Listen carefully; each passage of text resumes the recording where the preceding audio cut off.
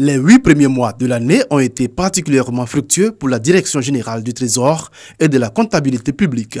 Cette administration a pu notamment mobiliser sur le marché international un montant de 1 288,3 milliards de francs CFA, soit un taux de réalisation de 177%.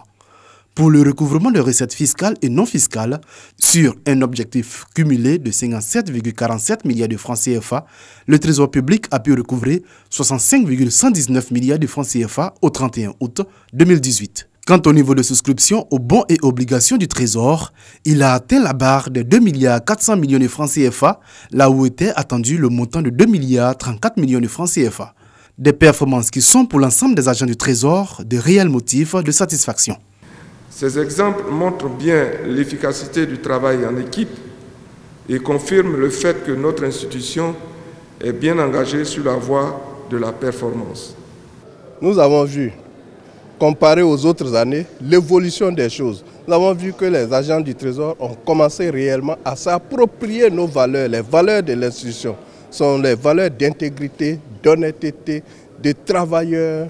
Pour atteindre ces objectifs-là, nous avons mené sur le terrain des campagnes de sensibilisation à l'endroit des différentes administrations, à l'endroit des écoles. Nous avions également parcouru le territoire national. Un regard rétrospectif a été également jeté au cours de ce séminaire sur les processus de management et de certification ISO 9001 version 2015 du Trésor public. Ici aussi, avec des taux de réalisation satisfaisants. Pas de quoi dormir cependant sur ses lauriers. Il convient toutefois de relever que les questions cruciales de l'institution sont loin d'être épuisées. Aussi voudrais-je vous inviter à continuer d'entretenir cette flamme du travail bien fait afin que le Trésor public épouse davantage les bonnes pratiques managériales ainsi que les standards internationaux de productivité et de performance. Les séminaristes ont ainsi été exhortés à s'approprier les recommandations qui ont été formulées à l'issue des travaux et à prendre les dispositions nécessaires afin de parvenir, avant la prochaine évaluation, à l'exécution de toutes les autres actions.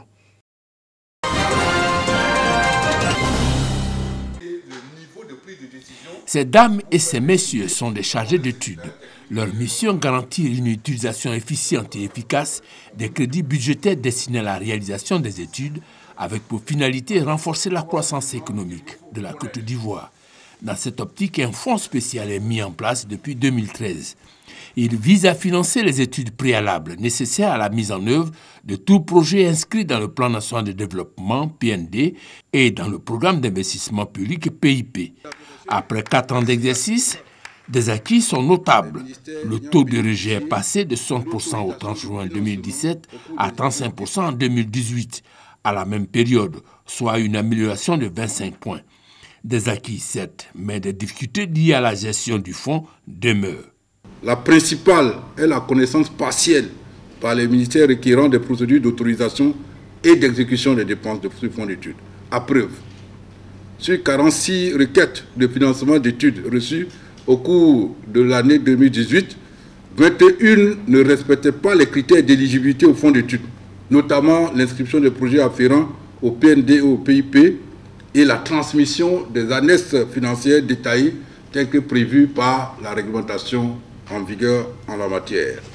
Voilà qui nécessite la mise en place d'outils appropriés pour renforcer et vulgariser le fonds et lui permettre ainsi de jouer son rôle déterminant dans le processus de développement de la Côte d'Ivoire. Cela passe par, premièrement, la mise en place d'un mécanisme de régulation du rythme de consommation des crédits sur le fonds. Deuxièmement, la mise en place d'un dispositif de suivi des études initiées par les différents ministères. Et troisièmement, le renforcement de notre partenariat avec les bailleurs de fonds afin de bénéficier de leur appui. Et quatrièmement, enfin, la maîtrise par les principaux acteurs des procédures d'exécution des dépenses sur le fonds d'études. Ils sont 80 chargés d'études à participer à cet atelier de 48 heures.